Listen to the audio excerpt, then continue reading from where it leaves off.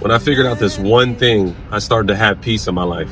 And crazy. It was crazy because once I figured this out, I was able to take control. I was able to start to take ownership and responsibility over my emotions, over what I was going through, over whether or not I was having a bad day or not. I no longer give that opportunity to other people or give that responsibility to other people and give them the power. I was able to possess and keep the power to myself. And it's crazy that it took me years and years and years and understand how important this one thing was. And I would read books, I would sit in seminars, I would just gleaming wisdom, and I would sit in rooms where I would hear it over and over and over again, but I never really understood it. It never sunk in. And that one thing is your emotional quotient, your EQ. Do you have a high enough EQ? Do you have a high enough emotional intelligence to recognize whenever you're having a bad day or not? Or to recognize maybe where some things that upset you, or some things that maybe irritate you, or some things that make you happy. Do you know what makes you happy? Do you know what maybe makes you unhappy?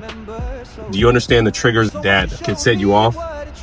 Do you know yourself? And part of having a high emotional quotient is understanding that about you. It's learning more and more about you every day. It's understanding that with things that didn't upset you before could potentially upset you now as you get older. Maybe, I don't know if you guys have ever felt like, man, I swear I was more patient than this, or I used to be better at this, whether it's with your kids, whether it's with your spouse, whether it's with your coworker. In the beginning, it was all good. And all of a sudden, it was just like this ticking time bomb went off. And you were like, man, I do not like this guy. I do not like this gal.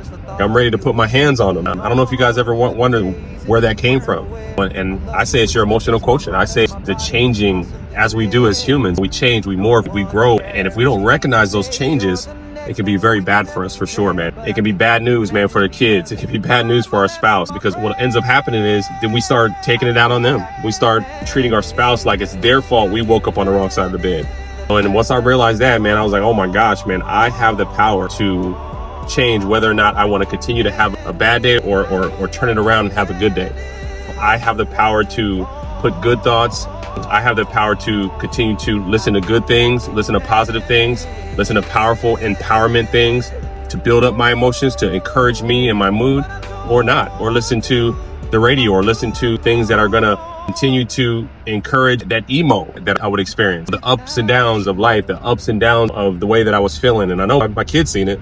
I know my wife's seen it for sure, but I didn't see it until it clicked. And so I tell you what, you get your emotion quotient up, you start raising that, I'm telling you, you're going to change your life.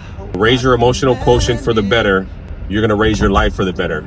I promise you. Some of the things that helped me going to church, reading the Bible, sitting in my feelings, writing poetry, just sitting in my mess at the end of the day, and realizing that, dang, nobody's going to come and save me. I got to choose to think differently. I got to choose to get out of this mess. And what I realized is that there was always a ladder that I can climb up and get out of the hole that I dug myself in. Because when I realized it, I looked around, there was nobody in the hole with me.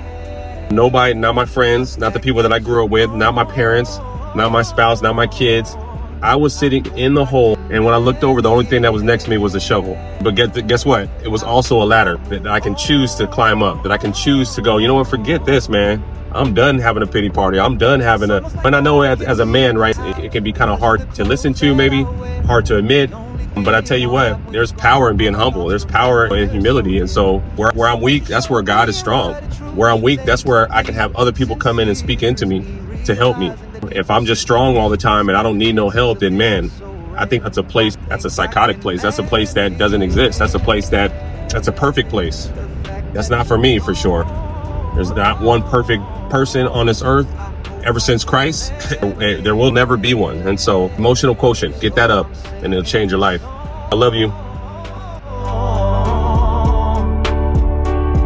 Just the thought of you turns me on for days. And if you weren't aware, I love you with much as my heart, as my body can.